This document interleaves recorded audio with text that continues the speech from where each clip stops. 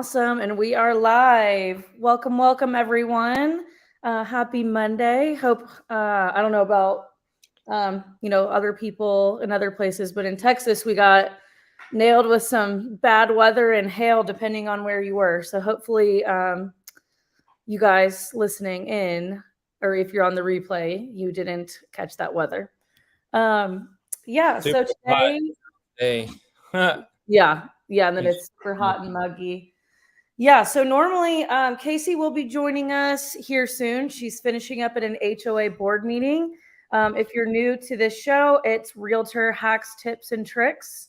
I'm Hallie McCrory, based out of San Angelo, Texas, and now will be part-time in Dallas as well. So if you're in those markets and need any help, feel free to reach out. And then Casey will be coming on. She is in the she actually works all of North Carolina, but lives in Raleigh, and everybody knows her as Downtown Guru. And then today we've got one of my good friends and, just business partners, Alex Salazar. He's based in San Angelo as well, but works a lot of different Texas and Arizona markets. So he is one of my most trusted real estate investors, especially when it comes to creative financing, owner financing, subject to, topics like that. And he consults with my father-in-law a lot and helps him on deals. And it's super impressive because Alex is pretty young and just carries himself very mature and has been really successful in this industry. And he actually did this kind of topic for my team specifically. I don't know, how long ago is that? Maybe like 3 months ago? I want to say are we in May? Yes. I want to say that was sometime in February. Yeah, I think so. Yeah. And it was relevant then. I mean, now the market's picked up a little bit more. Interest rates are even more. Yeah, but for a while there, when interest rates went up and we weren't seeing a lot of movement on houses, I mean, me and agents on my team, and I'm sure agents everywhere else, we were getting a lot of calls from investors, saying things like, hey, would your seller be open to terms? Would your seller be open to, transferring the note and letting us pay the mortgage? And sorry, and my dogs, of course, are eating right now. They're like little pigs snorting. So if you hear snorting, it's not me. I guess I know, being in the investment market with my husband and his dad, Cole and Colin, I was familiar with what they were saying. And at the time, Cole had gotten signed up with Pace Morby's sub-2 community. So I mean, and I still had a lot to learn from you guys, but I was thinking about it and I'm like, I mean, how many other agents are getting these calls and not knowing what to do with them? And it's only going to get more popular from here, in my opinion. Not sure about yours, but I guess I wanted to have you on, and especially I just got back from Tarek's flipping summit, not this past weekend, the one before that, and Pace and Jamil were there talking about creative financing, and they're just making jokes about how they hate working with real estate agents. And I'm like, I get it, because I'm sure there's a lot of these agents, that get these calls and they're like, I don't know what that is. It's obviously illegal, probably. And so I'm just going to tell my clients that it's not a good deal for them and it's not in their best interest. And I'm sure there's even some that are going against our standard of rules, which is that you have to present every offer you receive. And I'm sure there's some agents circumventing that because they just don't have the education on what or how to handle creative financing terms with their sellers. So yeah, that's a whole long-winded answer on why I wanted to have Alex on, along with his expertise. But I think it's just going to be really important for a lot of agents to know whether you believe in creative financing or not. I think it's important to know how to handle it and to know how to present offers. So yeah, welcome, Alex. Long-winded introduction, but Fine. Thank Hey, you for coming on. absolutely. Hey, Hallie, can you hear me? Yes. Okay, awesome. Hey, what part of North Carolina did you say that your friend was from? She's in Raleigh. Oh, wow. I've actually I was talking to a buddy of mine, and he's actually heavy in that market. I said, "Hey, dude, like I want to get in the North Carolina market." He was like, "Dude, it's super, super, super hot." Yeah. That was literally like a week, almost 2 weeks ago. Yeah. Uh, So when she comes on, yeah, we'll connect you that's guys. awesome. And Yeah, she's her and her fiance, they're heavy in investing too. They actually do a lot of commercial stuff as well. So if you were interested in commercial side, they're very heavy in that too. But she's mostly, well, I would say she's probably 50-50 residential and in commercial. commercial. Yeah. If I I had, don't just had to guess.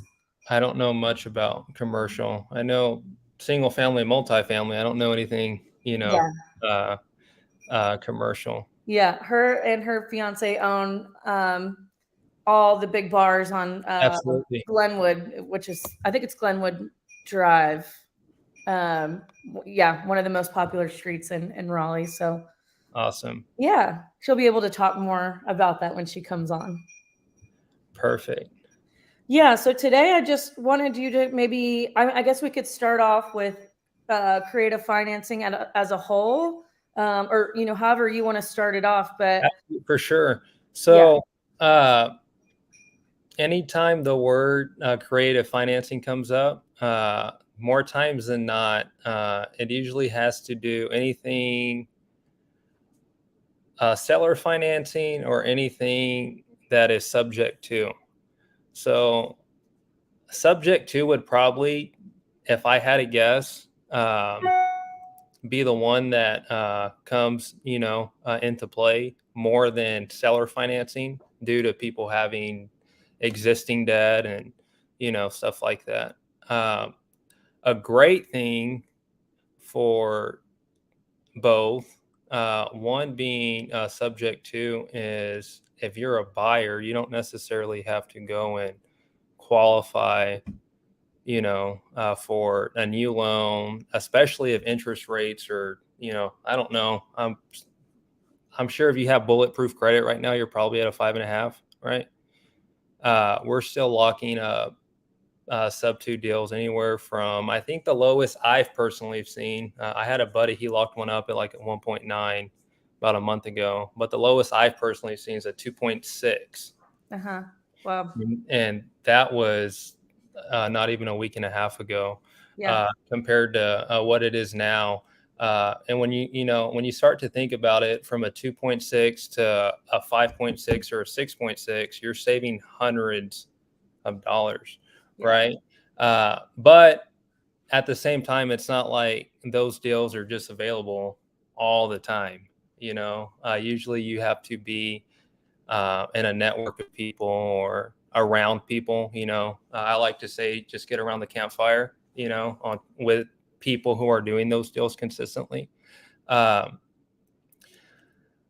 Sub twos, the best way I like to explain it to a realtor is sub twos completely opposite and different from a loan that is assumable, right? A lot of the times when I get on the phone with most realtors, I wouldn't say all, but most, I think it's getting better now due to a lot of people marketing creative finance.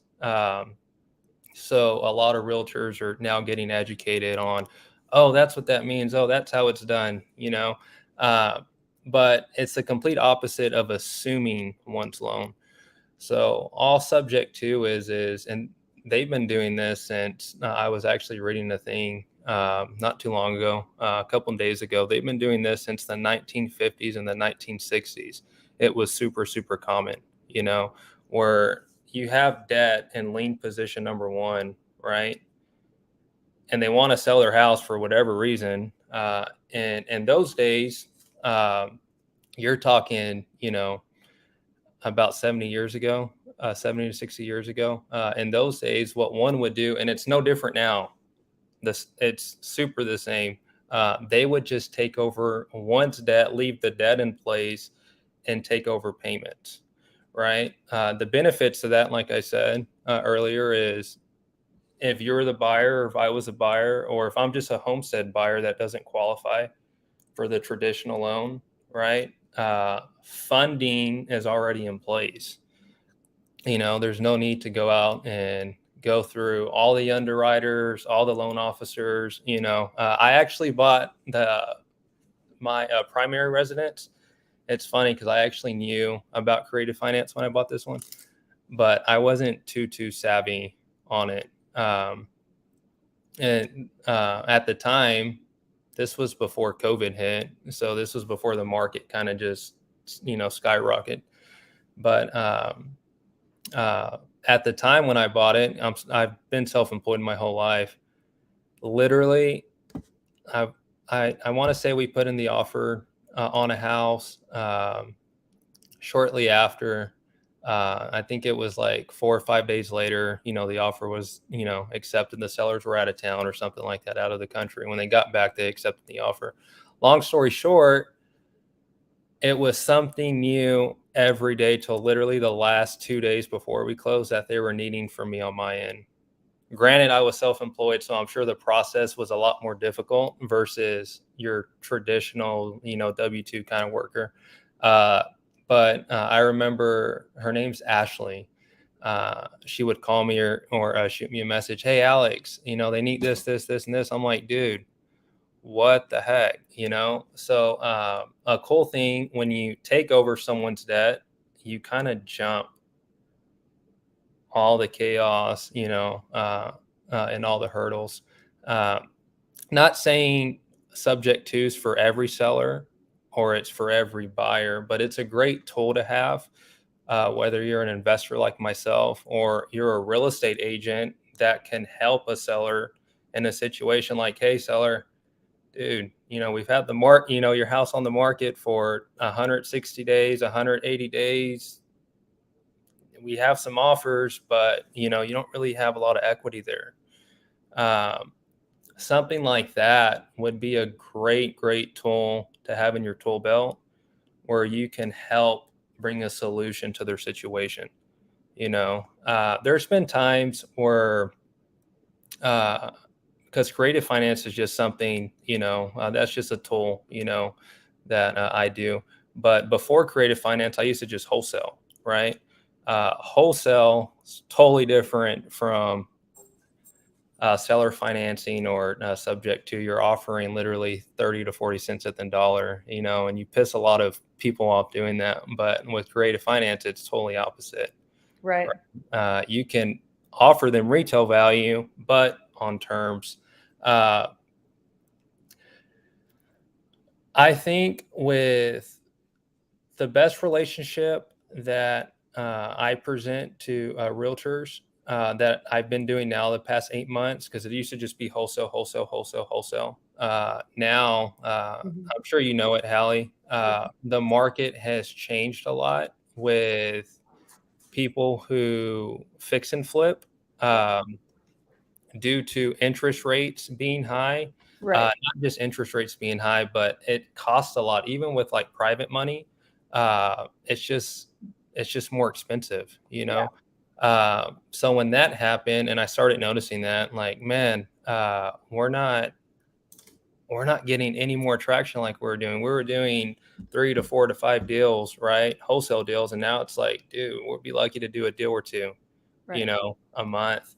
But when I pivoted to, hey, creative finance is a whole lot easier than wholesale. It's a whole lot easier, and you'll have a better conversation with the seller. Like, hey, seller, I'm willing to get you the number you want to be at, but how much time will you give me to do that? Right. That's usually the way I'll kind of bridge that. Creative for a seller. I was working a deal. Well, I'm currently working a deal. It's not done yet, but that deal in particular, the seller is in foreclosure. Mm-hmm. And I'm sure you know the process. Usually when you're about to be foreclosed on, you get a letter in the mail, or you Mm-hmm. get informed right X amount of days before you know uh, that happens. In some states, they're called like notice of defaults. In Texas, you get them every Tuesday, right? Um, well, with that one, they listed it on the market for, I want to say it was for 495. It's a beautiful home. Um, yeah, 495. They owe, I want to say, around 300 and something thousand. It's like in the mid threes somewhere. But it had been on the market for quite some time now, and they weren't able to sell it. I want to say the only offer they got was, it was in the mid fours, but after fees, commissions, and stuff like that, they were actually going to have to write a check out to get their house sold. Right. So long story short, we came in with an offer. They had, like, I want to say, $28,000 to $29,000 in arrears. So arrears being uh, payments that they've missed, plus interest, plus penalties, so on and so forth. Mm-hmm. So in order to get the loan reinstated, it was around 20 something, or it's around 20 something $1,000. But the realtor was super, super awesome. When I didn't reach out to her, but when I want to say it was Krista who had reached out to her initially, but when she had reached out, she said, "Hey, we got a deal, or a potential deal. They're open to terms. They need to move fast. Like, they have a ticking time bomb that's about to expire." Um, I said, "Okay, catch me up to speed on what's going on. What's the details on it?" And she gave me the rundown. I said, "Hey, that's not a bad deal. We can get the loan reinstated, keep it in place, and just find a homestead kind of buyer where that won't be their forever home. The interest rate is good, and it's like a 3.2. Phenomenal interest rate. So, but if the realtor, you know, wasn't opened, and I wouldn't say educated, but just being open, just being receptive to, hey, you know what? There's different methods, there's Right. different ways. So not only are we potentially going to buy another property that we can ownerify out, right, and just wrap it, um, but first and foremost, we were able to bring, with the help of the realtor, that was representing the seller, we were able to bring a solution to their problem, Okay. versus them going through a foreclosure, right?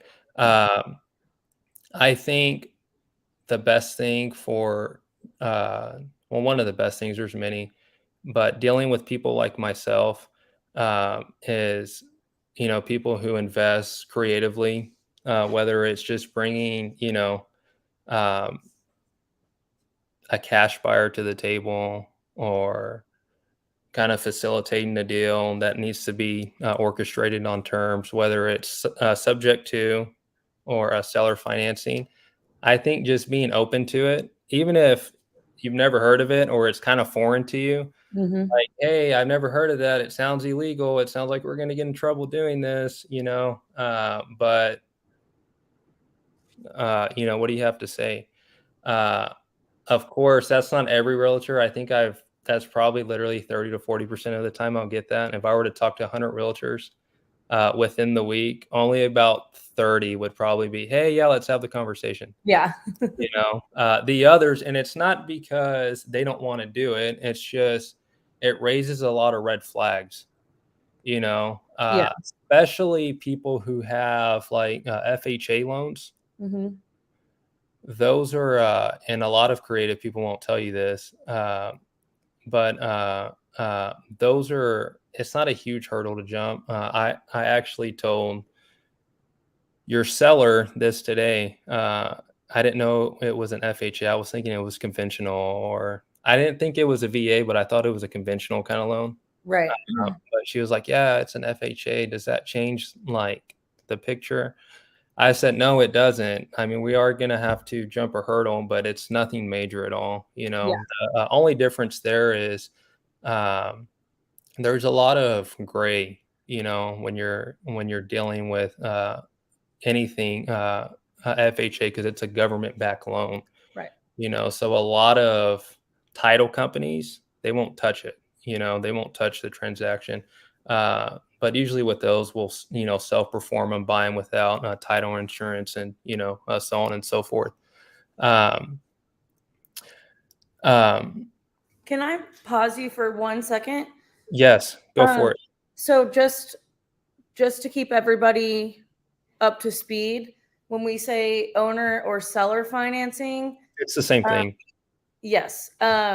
So that when we talk about that, the seller is actually acting as the bank and loaning money basically to the buyer. They'll create a note, is what we like to call it, just to keep it in layman. Yes. They'll create a note. It's usually, if they're owner financing it, Mhm. it's in first position, Mhm. right? So they'll create a note.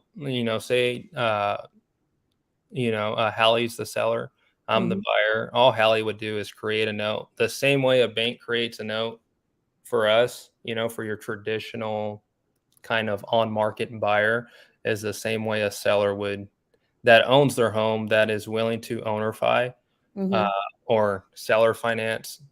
Same thing. Yes. That's all they're doing is carrying a note.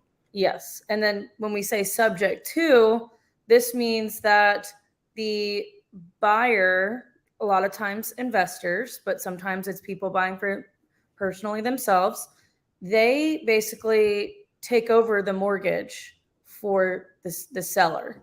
And everything transfers into their name, but except for the mortgage, that stays in the seller's name. So And the deed will transfer the uh-huh. debt. So the deed and debt are two different things. Yeah. It's like a car. You have title, and then you have your car, right? Mm-hmm. It's the same thing with homes. Mm-hmm. You have your deed, and then you have what they call um a mortgage. All a mortgage is a loan based on what one's income, right? Right. So deed and debt, Yeah. and all that staying in the seller's name, like Hallie said, is the debt. The deed will be transferred, not all the time, depends. Okay. The deed will be it depends and I don't want to get into the weeds because we'll be here for hours, but Yes. it depends on how savvy the investor is. Just being honest, a lot of people, will prefer that the deed is not recorded. Mm-hmm. So the deed's just kind of put in a fancy secured mailbox, and then once they want to record it, they'll record it, right? Okay. Yeah. Uh, but that's not all the time. I'm seeing that more and more. I'm seeing it a lot now. It kind of makes me want to start doing that. Like, hey, I'll just, I just won't, we just won't transfer the deed either. But usually most investors, they want the deed to the house, because a lot of investors, they don't just buy for cash flow. They're wanting not just appreciation, but they're wanting it for tax reasons, so they can depreciate the property um, for several different reasons. That's what makes it risky. Okay. And then there was one other term I wanted you to explain too. So like a lot of times with this subject too, the investor will buy it, they take over the mortgage, and a lot of times it's like a 2.5, 3.5% mortgage when they're taking it over. And then they go, and you said they wrap it. So wrapping it is when they have an end buyer and Yeah. they refinance it to them. Yes. Okay. I just want to make that. And Yeah. that's another great way on how realtors, that's another avenue where a realtor can be super effective, for people like myself, especially like in markets that I don't live in. Like, I can't just teleport to Arizona, you know? So if we were to do a deal that we're going to wrap, I can't be there within 20 minutes, 30 minutes. So I can see the house, so I can see this, I can go put a little cute sign in the yard. Hey, well, we'll carry the note, Right. owner finance home, blah, blah, blah, blah, blah, blah. A lot of the times, uh, realtors like yourself, they have buyers who are interested in owner finance homes, you Right. know. Hmm. So that's another great avenue where an investor and a realtor can kind of stand shoulder to shoulder and walk side by side. Love it. Okay, good. Lisa Reyes is one of my friends, and she lives in Mesa, Arizona, and she was at the flipping summit with me. Yeah, Okay, actually, I one saw more. her comment there. That's what makes it risky for the buyer. There's no title insurance. Hey, so what? I actually told your dad this. No, not your dad. Your father-in-law. I'm so Yeah. sorry. It's funny because I'm like, Second when dad. we're talking, I'm like, "Hey, Cole, your daughter," and I always refer to you as your daughter to him. Uh, but I told Cole, I said, Cole, you want to know what's odd? This I probably told him this a month ago. I'm sure he remembers. I'm like, I've never known people like doing deals in Arizona, whether it was wholesale or whatever, or creative deals. Most people don't care for title insurance over there, at least the buyers we deal with. You know, Hmm. a lot of the people here in West Texas, it's totally different. Like they will not buy unless there's title insurance, Right. which is I'm pretty like, neat. that's what I'm used to. Yeah. Yeah, I mean, and I totally understand what Lisa's comment there, because it does make it risky if you don't know what you're doing. Yeah. So I guess as when I first started learning about this, and as a primarily as a listing agent, I'm sitting here wondering, well, what are the repercussions for my seller? Like, are they still one? What happens if the mortgage company finds out that we're doing this? Two, um, what if they want to buy later on? Does this affect their debt to income ratio? Can we talk about those, um, worries that a realtor might have? Yeah, for sure. So the DTI, their debt to income, Mm-hmm. uh, and I know there's probably I don't know if any of my buddies will watch this, but they'll probably argue with me later about it. It varies, and I'll just be completely honest and Yeah. transparent. A lot of people are going to hate that I'm saying this, but it's not 100% that your DTI will not be affected. Right. It all depends who is underwriting your new loan for you. So Mm-hmm. what happens is, if Hallie had a home and she was going to sell it to me subject to, right? So Hallie has debt that's already on the property, right? And we'll just say she's willing to sell it to me sub to. So we work out an agreement. We come to terms that make sense for all parties. I give her X amount of money so she can go on about her life. And that's me kind of buying her out of her situation. And in reward, she's allowing me to take over her debt. A lot of people don't like debt. I love debt. So what happens is, say Hallie were to go get another, we'll just say a vehicle. Uh, Most people who sell subject to, they're not going to be buying a house a month or Immediately. 2 months later. But we'll say, 3, 4 months, we'll say 4 months pass by and Hallie wants to get a vehicle. It is going to come up that she has a house on 123 Main Street and that she still owes 200 grand on, you know. A good thing for Hallie is her buyer, when he did buy, her house sub two, the me as a buyer, we're getting that house serviced by a third party company. And you want to do that so there's a paper trail Mm-hmm. of payments being made. So when Hallie goes and she's talking to whoever the underwriter is, because most loans have an underwriter, um, for her new vehicle, they're going to be like, hey, what's up with your DTI is kind of high. You have a payment of $1,200. And Hallie's like, no, I don't. Like, that payment's been being made, the past 4 months. It all comes down to who the underwriter is. And that's just me being honest. A Yeah. lot of people will see that the loan is being serviced, even with the documents that you file them, but it's up to them for them to do a debt to income declaration, and Mhm. most don't do it. One, because it's more work. Two, they just think like, oh no, we can't do that. But I know dozens of LOs that are willing to, hey, let's do the DTI declaration. Yeah. We get it that the house is still under your name, but let's go through it. Provide me the documentation that it's been serviced, by Westar or by whoever, is servicing it. I'm gonna Uh, add Casey real quick. Sorry. Hey, Case. Hey, sorry. We're having an HOA meeting in our building tonight, so I wanted to hop over here real quick. Yes. Cool. hey, how are you? Alex is he's going through kind of like some worries that a realtor might have or want to explain to their clients Okay. regarding subject to. So Sounds good. So that was the DTI question Mhm. that you had, Hallie. Your first one was, I want to say that was your last question, correct? Yes. So first one was or like what happens if a mortgage company finds out about this? Or like how do they feel about it? Or can you kind of go into Hallie I know. loves to get in the weeds.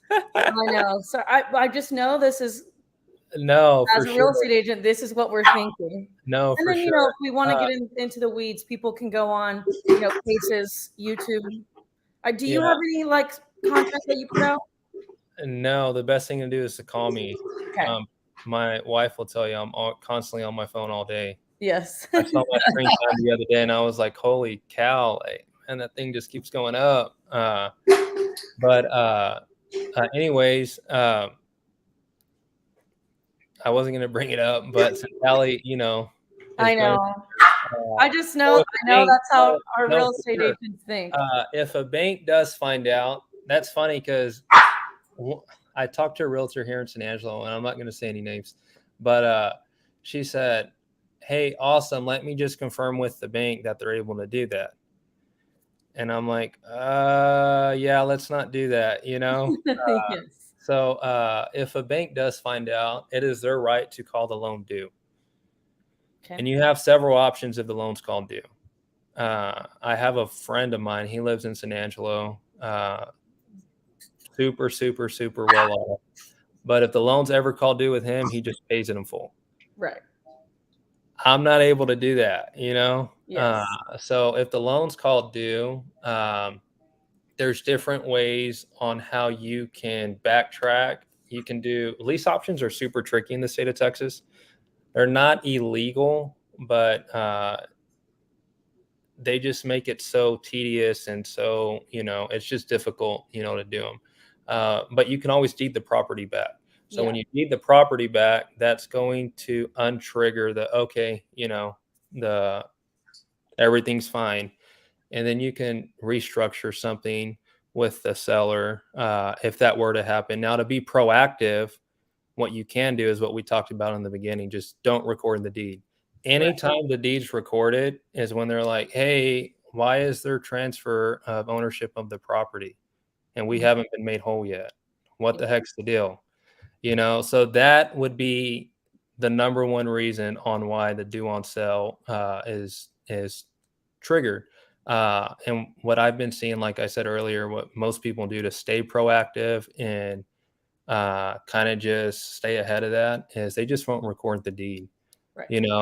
They'll lock it up under a contract for deed, which is super popular, in like Arizona. And I used to think they were illegal in Texas. Come to find out, like a month ago, they're legal. But there's different ways that you can be proactive, or if it does get called, Right. everything's fine. You're not going to lose your house. They're not going to come put handcuffs on you. Yeah. You're not in trouble. Your credit's going to be fine. Well, If and that were to come up. another thing too, I want you to mention. I mean, out of all the deals that you've done, subject to, Never. Okay, but look, I haven't done like 1,000 sub two deals. I've done a lot, but I haven't done thousands of them. Yeah. Well, like Pace has, and Pace has I think only he been said called like once. 2 or 3. Yeah. Yep.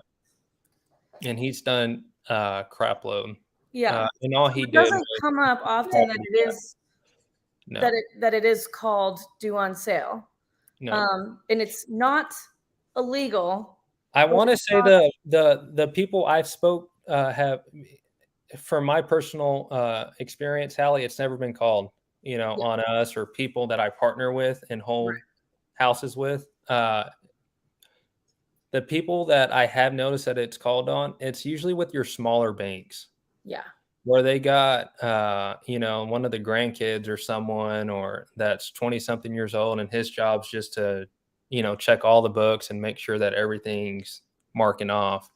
Usually with those smaller kind of banks, those are the ones that I've noticed where it is called due. Usually with your bigger, corporations, I've yet to see that. Yeah. Not saying it won't happen, but I've just never seen it. Right. But if it does happen, there's plenty of solutions on how to counter it. Right. Good. So I guess, would you be able to go through a scenario with some numbers potentially for us, or what were you thinking of? I know you I'm wanted to. actually looking at I was actually on the phone like at 5:20 with Austin. I'm like, dude, I have to be on a thing in 10 minutes. So just jump on with me and we'll just go through the. Yeah. So this one's not subject to. This is just the most recent one in my calendar, but your father-in-law is also involved in this one. Okay. This one's in Louisiana. Let me see if I can share this with you. So will this be an owner finance one? This is, yep. Okay. Yep. Well, and I always think about it too. Like if I'm a seller and I want to do something like this, if you don't have a mortgage, then you can offer owner financing to people too. But you can offer owner financing even if you do have a mortgage. Yeah. So what we call those is a hybrid. So if there's anything that's in lien position number 1, we're going to create something in lien position number 2, and that's going to be our note that we talked about like 15 minutes ago. Yeah. That the seller is going to carry for us and create for us. Yes. Actually, can I tell one quick story that that Pace told us the other weekend? Yeah. So he was talking about how he had a truck that he wanted to sell, and it wasn't like the greatest truck ever. Is this truck 1 or truck number 2? Because he did it twice already. He just did it like 2 months ago again. It was an F-150, I think, and then he sold it to the painter for payments, and the painter. How much was that? Okay, so he said that he had a truck that he was trying to sell, just like cash for $12,000, and he put it marketed it out. Nobody, or if people bid on it, they were bidding less, and he was like, "No, I want the full amount on this truck." And so his wife was like, "Well, Get the truck out of the driveway." yeah, and his wife put pressure on him, and he was like, or she was like, "Why don't you offer people payments on it?" And of course, as soon as he offered for people to make payments on it and not have to, or like go through a conventional loan and buy it through a loan, and then as soon as he offered payments on it, he got an offer from someone for like 16,000, 4,000 over his asking price. Yeah. And he was like, when you offer payments to people, a lot of times they don't care what the value, what you think the value of the truck is. And he was like, I ended up becoming friends with the guy who bought the truck, and he's a painter, and adding this, however much the payment was, adding this truck to his fleet, it made him like $7,500 more a month, or I don't know. And he was like, do you think, it came full circle, and he's like, do you think this painter guy cares about how much the car, like what he purchased the car at, or what if he thinks it's undervalued or overvalued? Because if he's making $7,500 more a month with that truck, he got a good deal on it. Yeah. So I guess he goes into why like that's the same thing with sub 2. Like you can offer, like if a lot of them, a lot of times we'll get investors lowballing on properties as real estate agents, because there's not, the spread for them to get a cash flow. But with with subject to, they can get that lower rate, and then they're able to offer more for the purchase price and potentially meet people at what they want. So it's a win-win for everybody. Yeah, there's I think more times than not, I usually always pay over retail. Yeah. I It's don't think crazy. I don't think there's a time we've bought a house sub 2 that's been oh no, you know what? I don't know. More times than not, we're either paying retail or a little over retail. Right. But that's fine with me, because we're getting the deal, and our bottom number is what, that's all we care about, And it's better for sellers' tax purpose. It's better for sellers on taxes too, because the taxes are deferred. Yes. So I won't get a lot into that, but there's also a way they can defer taxes as well. Okay. If they were to sellerify it. So if your house is worth 200 and you get them 200 on terms, there is a way they can defer all of that. Okay. So that'll be a call, Alex, if you want to know more about that question. Super, complicated, but that is possible. Okay. I will pull this up. It's not going to be like the meeting we had, but it's All right. more of Rocky has nearly met his threshold of me being on meetings today. What's that? Rocky, me, like his threshold of me being, because I had my CE earlier too. So he's just like, okay, we're done with it. Oh. He is like, he usually show him to Alex. If I could get a hold of him, I would. I've been trying. He's been running around. All over the place. Mom, play with me. He fell in a bottle. He's doing all kinds of. Do you need help with the present? No, I think I got it. I'm going to close this door real quick. What do y'all see like a calculator? Sorry. It's like a spreadsheet, maybe. Oh, yeah, I'm so sorry. So it's a spreadsheet to y'all. It's a calculator to me. I was like, it's a. Why'd you say no? That's not a calculator. That's a spreadsheet. Yeah. So this, let me see. Let me just share my whole thing. Hold on, so I can pull the houses up. Hold on, Hallie. You're good. Present, share screen. Just share my entire screen. Entire screen. Window.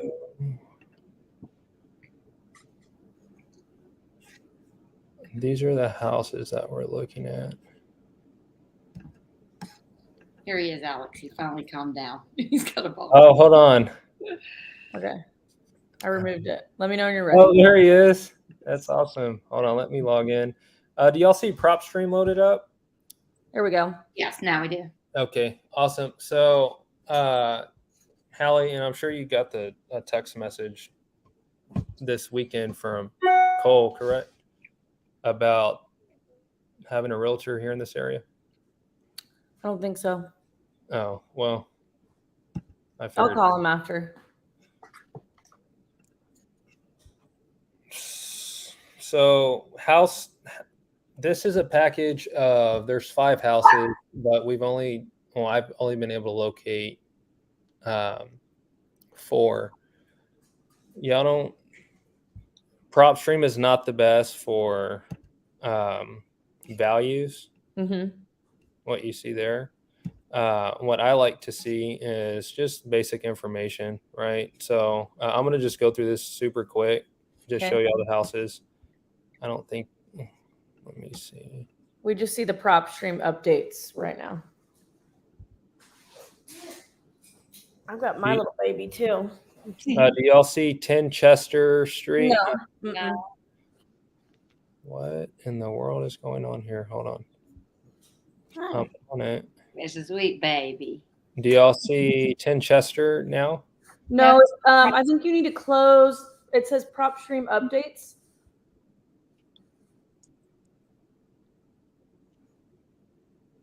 Yeah, I'm not seeing a prop stream update. Hold on. Maybe you're on the wrong view on Mac. Did it change? No, Good Lord. sorry. No, that one's not it. Hold on. What is going on? I don't even see what y'all see, but I do see on the thing. I know. I feel like it might be in the wrong. We'll View. just do this. So since prop streams give me prompts, I'll just do this. I'll just go through the numbers with y'all. Okay. I don't know if this is a deal, but seems like a deal. So all 5 houses are projected to bring in, from what the seller told us, of course, I've come to find out sellers are not always honest, but I take them for their word until they prove me otherwise, right? So monthly the gross revenue is 4,700 amongst the 5. Okay.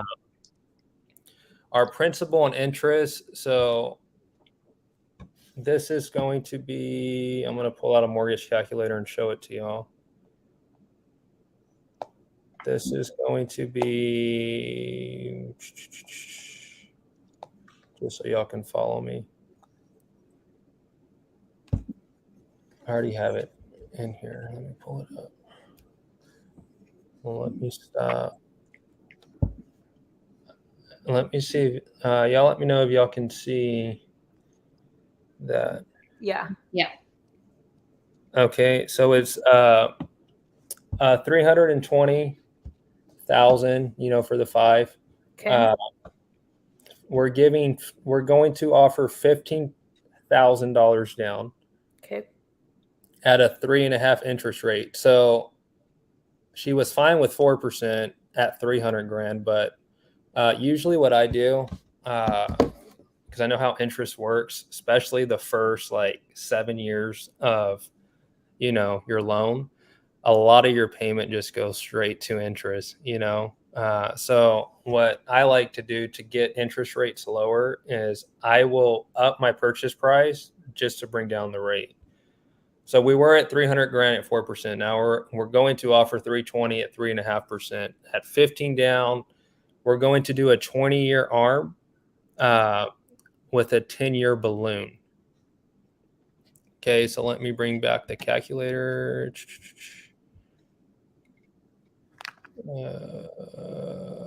Where is my calculator at?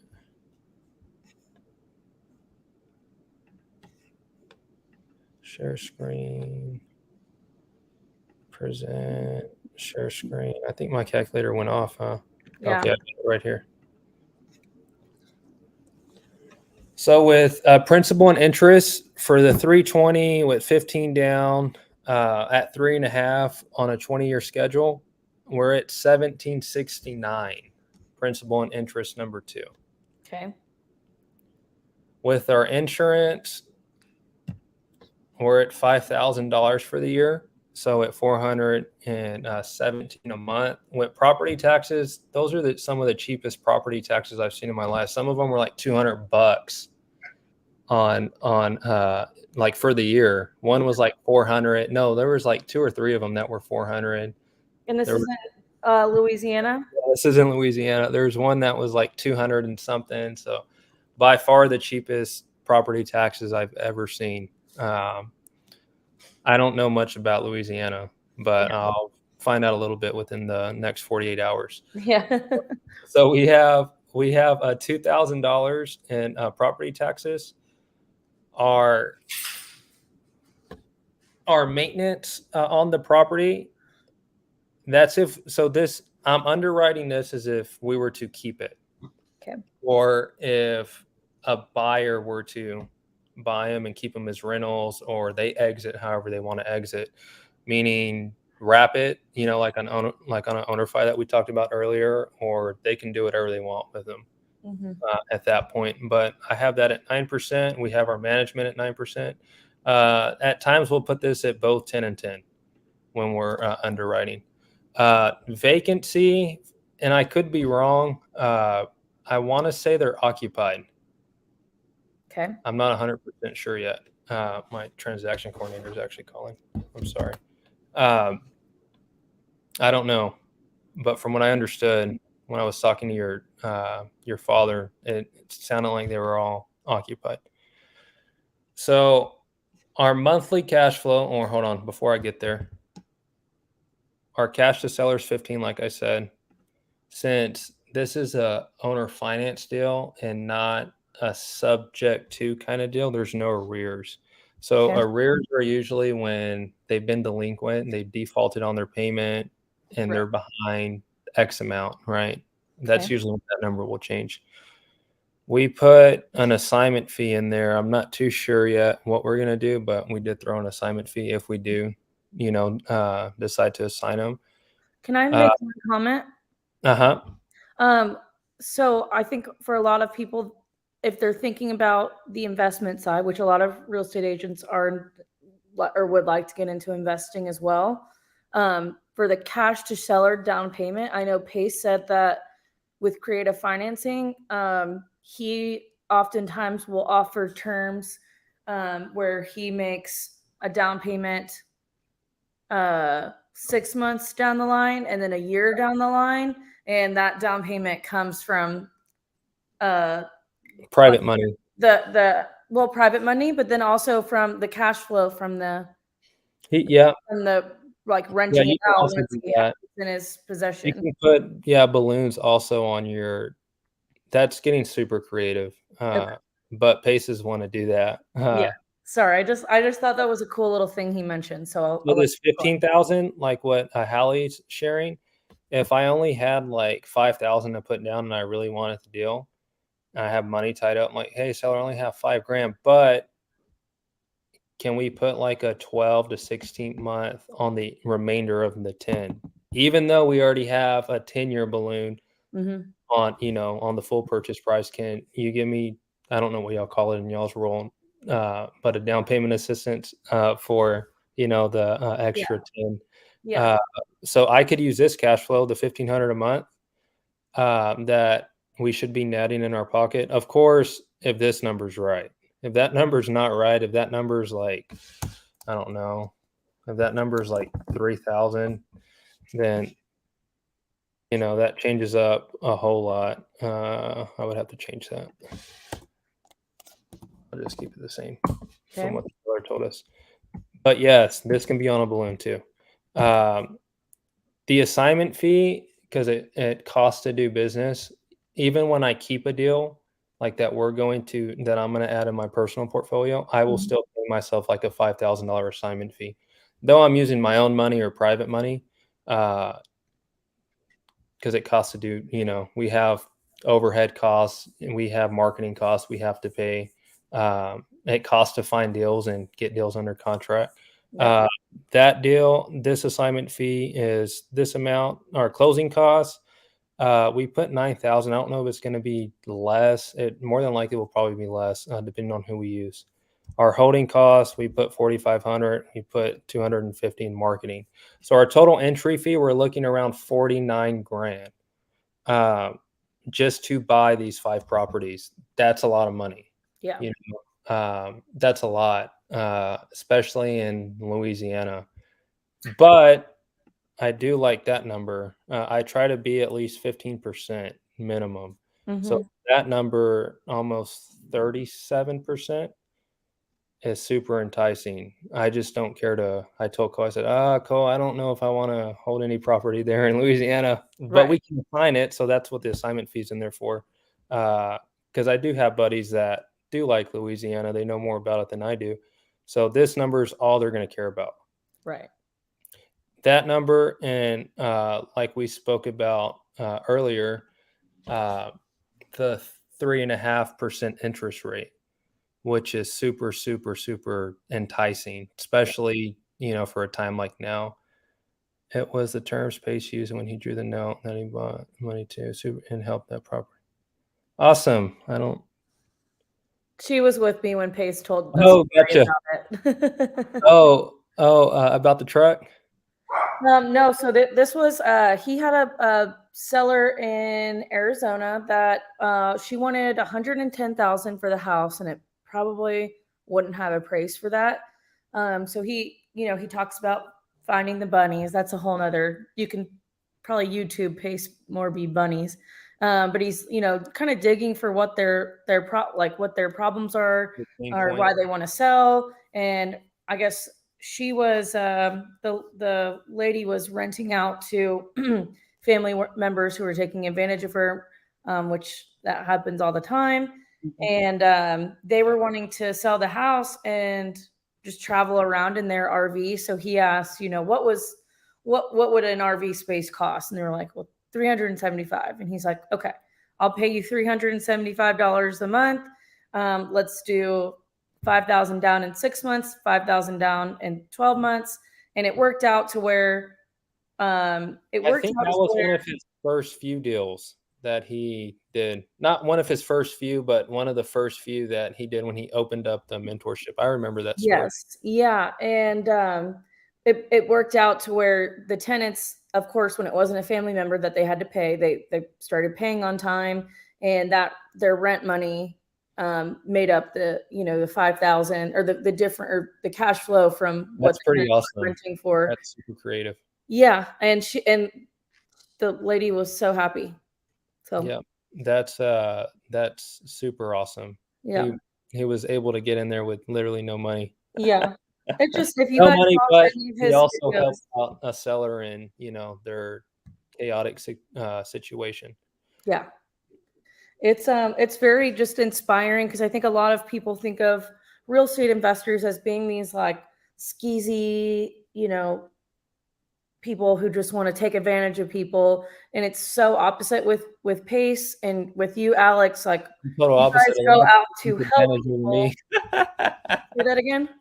I said it's super opposite for me. I feel like I'm on the other end of that. Most people take advantage of me at times.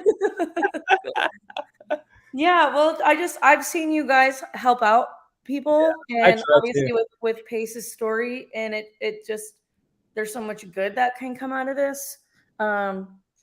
So it was really heartwarming if you watch any of his YouTube videos. I mean, it's just it's amazing that he can build wealth for himself, help other people at the same time. Absolutely. So I think I think all in all, Hallie, a great way for realtors to have an awesome relationship with people like myself and the Pace Morbies of the world is or anyone who just does creative, stuff, or is educated on it and is doing deals and understands how the process looks like, is and Hallie will, testify to this. I message her often. Hey, Hallie, can I have all the expired listings and all the deals that are on the market for X amount of days? One, it costs us literally no money to generate those leads. They're free leads. All we got to do is, get phone numbers on them and hit the cell phones, or, SMS blast them or something. But that relationship in itself is super effective. Deals that have been on the market for a super long time and aren't moving, deals that have no equity, that are just sitting there because a seller's upside down, or, they got the house out maybe 2 years ago and they're trying to sell for whatever situation that they're in. And like the story I shared to start the show off with, that seller would have to write out a check to sell their house, but in return, we're just catching up the arrears, and we're going to, write them out a check to put in their pocket. Right. In return, we're taking over their debt, Right. But I think that would be a great way if a realtor is wanting to establish a relationship with an investor or make money with an investor, or, hey, like, this house isn't moving here, just send us an offer, I'll present it with, with the seller, and so on and so forth. You do get realtors, though, that will not present a creative offer. Or at least they're supposed to present all offers. I would hope so, but I think I've gotten more realtors that don't present our offers than not. whatever markets I'm in or that we market in, I try to only have 1 to 2 realtors at the most Right. that I have a great relationship with, that I can trust, and that we can all make money together. We're still willing to pay your 3 to 6%, commission fee, or, Mhm. whatever they charge. Not just that, but we usually pay the realtors up front, and hey, let us orchestrate the deal. Let us structure it. We'll handle all the headaches. Y'all get paid. We help the seller out, and we get a property, Yeah. so. Yeah. So from my experience talking on the real estate end, I just closed one with Sonia, one of your partners. And, when I was first brought into this, okay. Yeah. So when I was first brought into this deal, I was like, I don't know. I know how this works, but I'm not sure if I'm allowed to be doing this. I don't know if EXP allows us to do this. So I talked to our brokers. I talked to a few different ones just to be sure. And since a lot of times investors don't use our promulgated forms that are, done through the Texas Real Estate Commission, which is fine because you guys are preparing it, or, you have your own attorney preparing it.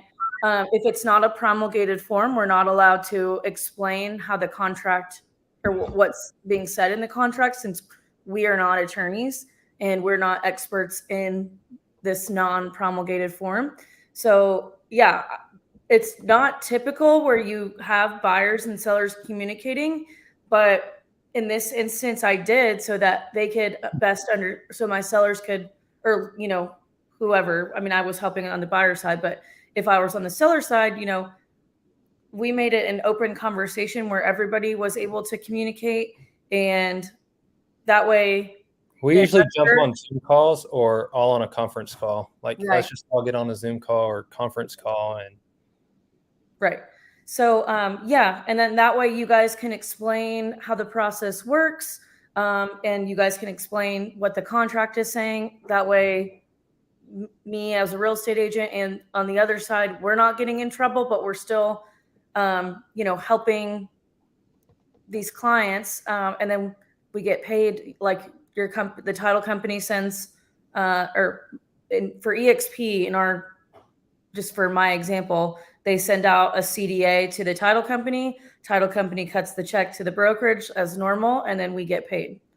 It's just a little bit different because we're not allowed to explain what's on your contract unless it is on a promulgated form, which it doesn't sound like most of the time it is. So, are y'all able to present terms to the seller? I would say Like, hey, partially yes, but we can't. A lot of what goes into that, it ends up being like attorney related questions, or questions that should be answered by you and not legally by us. So gotcha. when I'm going forward with this, I'm going to be doing a Zoom call and kind of, I'll say, hey, we got an offer. They want this, but I know that's going to be a little confusing to you. Let's hop on a Zoom call, and the investor is going to present in depth what they're offering. The most confusing thing, and I think Casey had got on after, but it's their DTI. Like, hey, what do you mean the loan's going to stay in my name? Yeah. I think that's the one that brings up the most red flags, and it's like, hey, that makes zero sense to me. Like, what the heck's going on? But after the fact, once you do get that settled and establish, it's pretty smooth. Yeah. Unless you have VA loans and FHA loans, they're not difficult. It's just a little bit more work for whoever's going to close the deal, to get over that. Right. Okay.